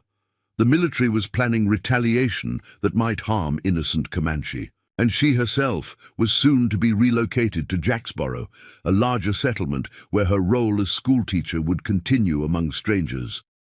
Through the window, she could hear the sounds of fort life, soldiers drilling, horses being tended, wagons delivering supplies.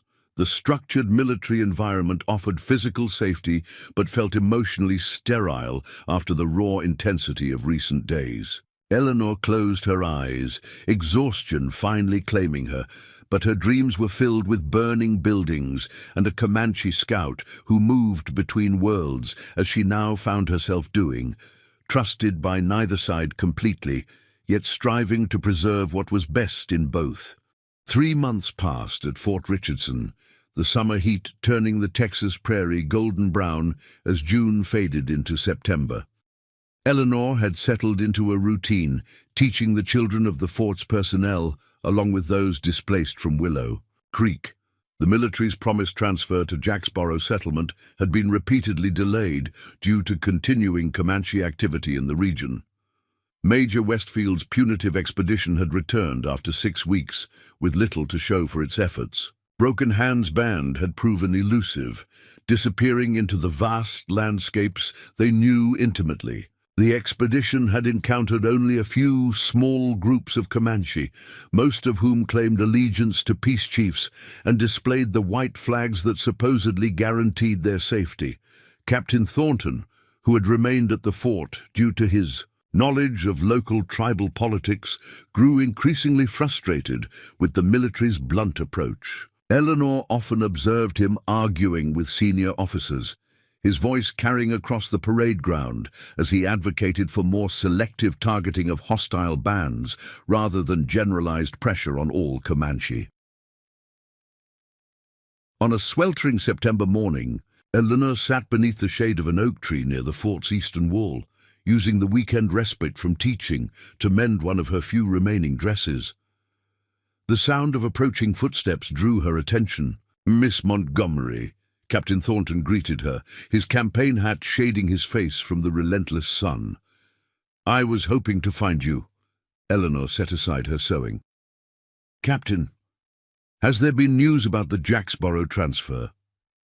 "Not exactly." Thornton glanced around to ensure they weren't overheard. "I've received communication from Grey Wolf's band.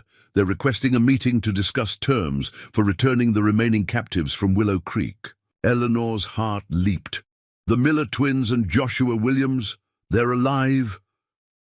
"Apparently so." Thornton lowered his voice further. "Grey Wolf has been negotiating with Broken Hand's band for their release. He's finally succeeded, but insists on specific conditions for the exchange." "What conditions?" "He wants a small party, no more than 5 people, no uniformed soldiers except myself, and—" Thornton hesitated. "He specifically requested your presence." Eleanor stared at him in surprise. "Me? Why would Grey Wolf ask for a schoolteacher he's never met?" "The message came through Two Hawks," Thornton explained. He indicated that the captive children would respond better to a woman's presence, especially one with experience caring for children. Understanding dawned. 2 hawks had engineered her inclusion in the exchange party, though she couldn't fathom his exact reasoning. Major Westfield approved this unusual arrangement. Reluctantly, the families of the captives were quite persuasive in their appeals. Thornton's expression suggested there was more to the story. "We depart tomorrow at dawn. Small wagon for the children's return journey, 5 riders, including yourself. Minimal provisions, as we'll meet them only a half-day's ride from here." "That seems surprisingly close for a Comanche band to approach a military fort," Eleanor observed. "Gray, Wolf is taking significant political risk within the tribal structure," Thornton confirmed. "This meeting occurs without Broken Hand's knowledge or approval. If word reaches the war faction that Grey Wolf is independently negotiating with the military..." He left the potential consequences unspoken, but Eleanor understood. Grey Wolf risked his standing and possibly his life to return the captives and maintain his peace initiatives. "I'll be ready at dawn," she promised. The next morning found a small party departing Fort Richardson's eastern gate. Captain Thornton led the way, followed by Eleanor on a gentle mare provided from the fort's stables. Behind them came Frederick Williams, determined to personally retrieve his son, and the parents of the Miller twins, a solemn couple in their 50s who had remained nearly silent during preparations. A single wagon, driven by a civilian scout, completed their party. They followed the river eastward, moving at a steady pace through terrain that alternated between open grassland and scattered stands of oak. Thornton maintained vigilant attention to their surroundings, though his manner suggested confidence rather than anxiety about potential ambush. "The meeting place is a natural clearing about 5 miles ahead," he informed them as they stopped to water the horses. "Grey Wolf selected it for visibility in all directions. He's as concerned about hostiles interrupting this exchange as we are." By mid-morning, they reached the designated location, a grassy meadow surrounded by widely spaced trees that would indeed make surprise approach difficult. Thornton directed them to wait in the center while he surveyed the perimeter. "No sign of them yet," he reported upon returning. "But they'll have scouts watching us already. We should prepare the wagon for the children's comfort." Eleanor helped arrange blankets and water containers in the wagon bed, while the families nervously scanned the horizon for any approaching riders. The September heat intensified as noon approached, creating shimmering waves across the distant prairie. "There," Frederick Williams said suddenly, pointing northeast. A dust cloud appeared, where he indicated, gradually resolving into mounted figures approaching at a measured pace. Eleanor counted 7 riders and felt her pulse quicken as she recognized the distinctive headdress of the lead figure, a peace chief's regalia, similar to what she had glimpsed during Grey Wolf's earlier diplomatic mission to Willow Creek. "Remember," Thornton cautioned everyone, "follow my lead and make no sudden movements. This is a diplomatic exchange, not a military operation." The Comanche party halted about 50 yards away. 4 warriors formed a protective semicircle, while their leader and 2 others continued forward. As they drew closer, Eleanor immediately recognized 2 hawks riding slightly behind an older man who could only be Grey Wolf. Between them rode 3 small figures, the captive children, dressed in Comanche clothing, but unmistakably the missing young people from Willow Creek. The parents gasped and would have rushed forward if Thornton hadn't restrained them with a gesture. "Let me establish the protocols first," he insisted. Grey Wolf reined his horse to a stop at a conversational distance. His weathered face carried the dignity of authority and the wisdom of experience. Though he must have been in his 60s, he sat his mount with the straight-backed posture of a much younger man. "Captain Thornton," he greeted in accented but clear English. "You honor agreement by bringing small party." "Chief Grey Wolf," Thornton responded with equal formality. "We appreciate your efforts to secure these children's return." Grey Wolf nodded, then turned slightly to acknowledge Eleanor. "Schoolwoman who helped my son, Two Hawks speaks of your courage." Eleanor inclined her head respectfully. "I'm honored to meet you, Chief Grey Wolf. Thank you for bringing the children." The chief studied her briefly before addressing the group again. "Children have been treated as guests of tribe, given Comanche names, taught our ways. But their spirits call for their own people." He gestured toward the children. "No payment required. This exchange builds understanding between peoples." The contrast between this dignified peace initiative and the military's failed punitive expedition struck Eleanor forcefully. Grey Wolf had accomplished through negotiation what Major Westfield's armed force couldn't achieve in 6 weeks of aggressive pursuit. Two Hawks guided the children forward. The Miller twins, Mary and Joseph, both 16, appeared physically healthy, though their expressions remained wary. 5-year-old Joshua Williams seemed to have adapted most completely to Comanche life, wearing his native clothing with apparent comfort and watching the proceedings with curious eyes rather than fear. The reunion unfolded with emotional intensity. Frederick Williams knelt with open arms as Joshua hesitantly approached, recognition dawning slowly on the boy's face. The Miller parents embraced their teenagers with tears streaming down weathered cheeks, their earlier stoicism crumbling in the face of joyful relief.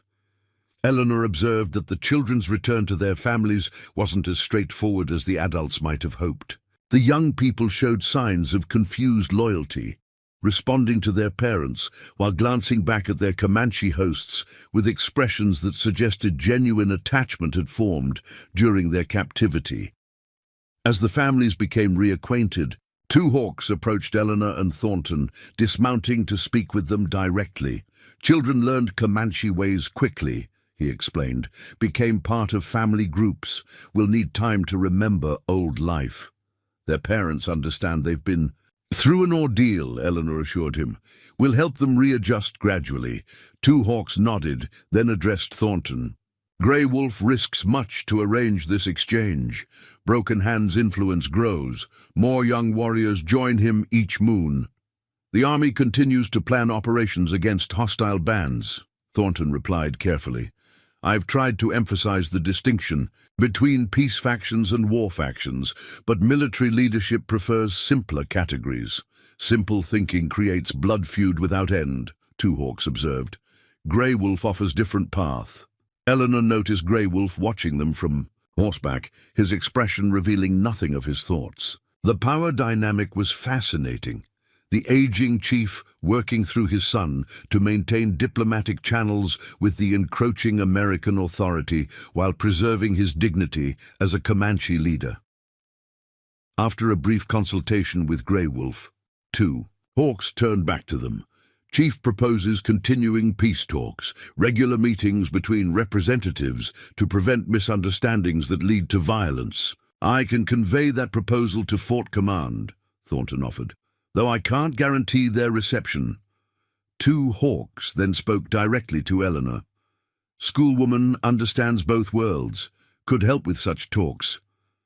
He hesitated, then added, more quietly, if she wished to continue building bridges rather than walls. The implication was clear, an invitation to participate in ongoing peace efforts, to employ her unusual position between cultures toward preventing further bloodshed.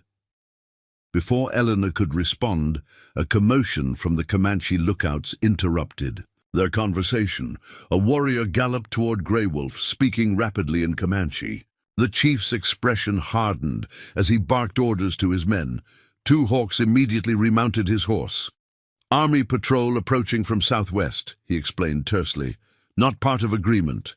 Grey Wolf must depart immediately." "I gave no orders." "For additional forces," Thornton protested, scanning the horizon where dust now indicated approaching riders. "Westfield sends patrols without consulting peace-minded captains," Two Hawks replied with grim certainty. "Grey Wolf cannot be seen, negotiating if war faction learns of it. The Comanche party prepared for immediate departure, their practiced efficiency evident in every movement. Before riding away, two hawks turned to Eleanor one final time. In 10 days, at Creek Crossing near burned settlement, if you wish to discuss Grey Wolf's proposal further. He glanced at Thornton. Bring trusted people only. Then they were gone, riding northeast at a pace that would quickly outdistance any pursuing cavalry. The dust had barely settled when 8 mounted soldiers appeared from the southwest, their lieutenant raising a hand in greeting upon recognizing Thornton. "Captain, didn't expect to find you out here, sir." "Routine escort for civilians, Lieutenant," Thornton replied smoothly. "The children from Willow Creek have been recovered through diplomatic channels." The lieutenant seemed disappointed at missing the Comanche. "Major Westfield will want details of any tribal contacts, sir." "He'll have my full report," Thornton assured him, though Eleanor noted the careful phrasing that didn't necessarily promise complete disclosure. They returned to Fort Richardson by late afternoon, the successful recovery of the captives creating a small celebration among the displaced Willow Creek community.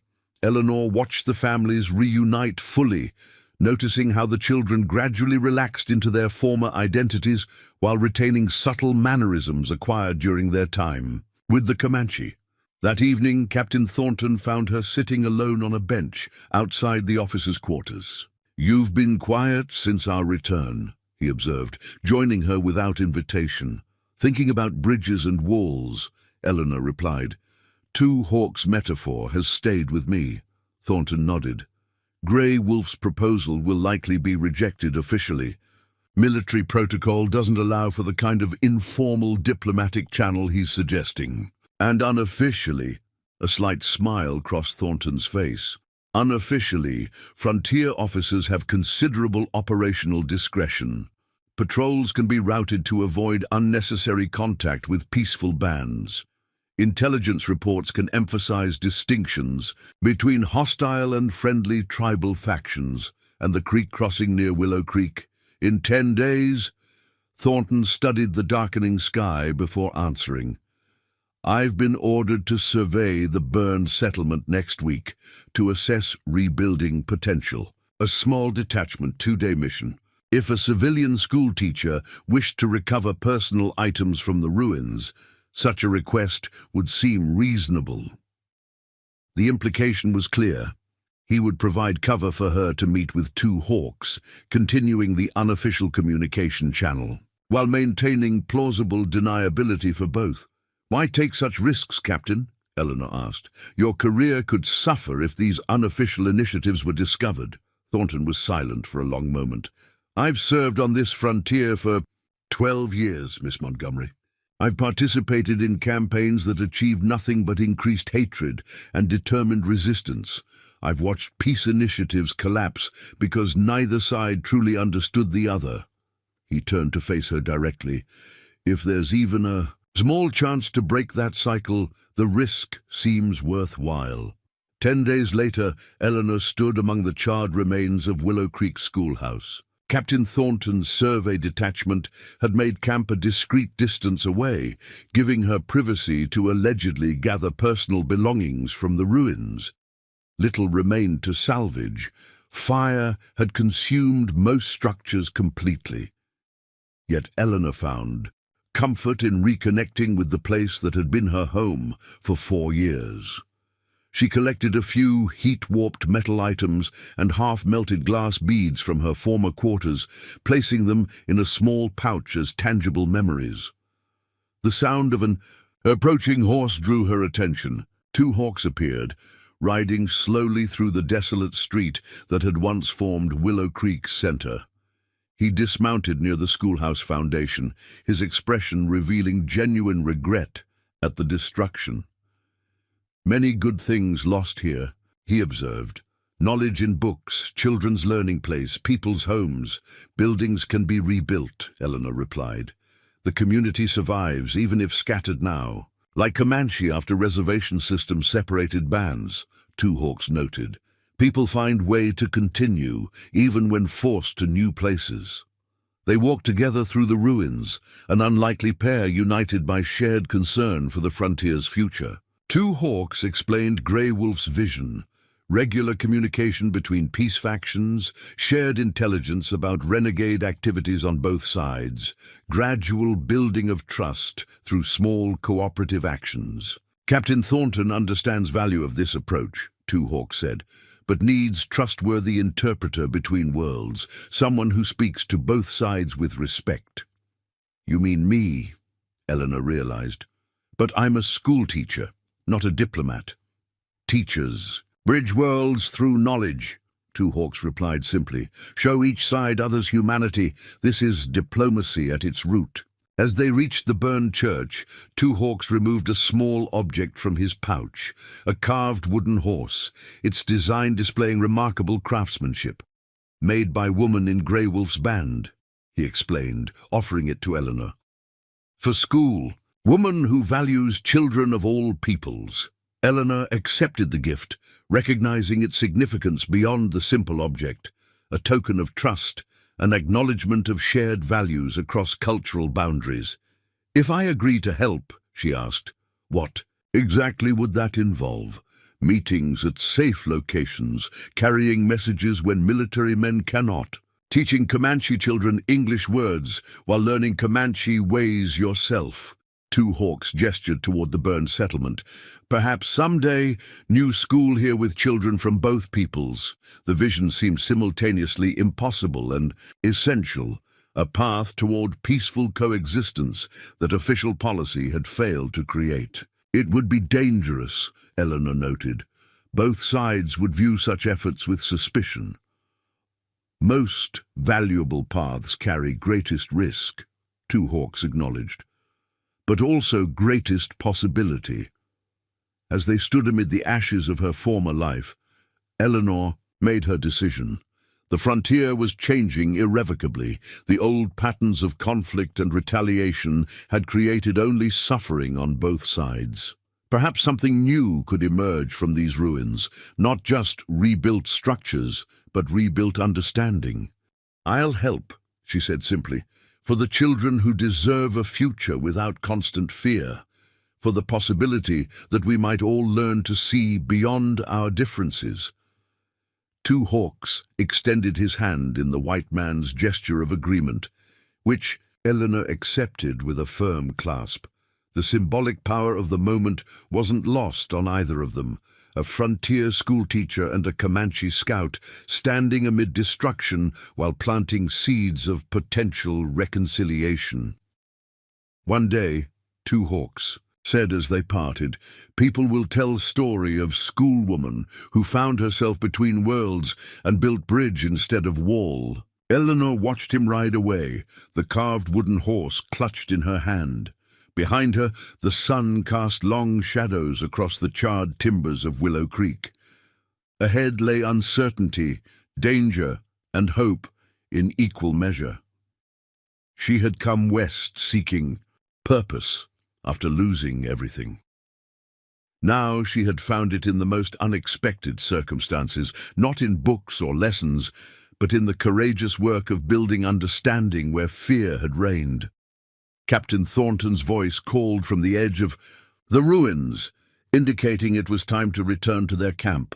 Eleanor tucked the wooden horse into her pocket and turned away from the ashes of her past, moving toward a future she would help create, one careful conversation at a time.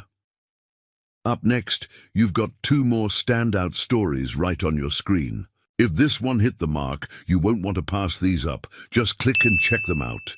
And don't forget to like, subscribe, and turn on the notification bell so you don't miss any upload from us.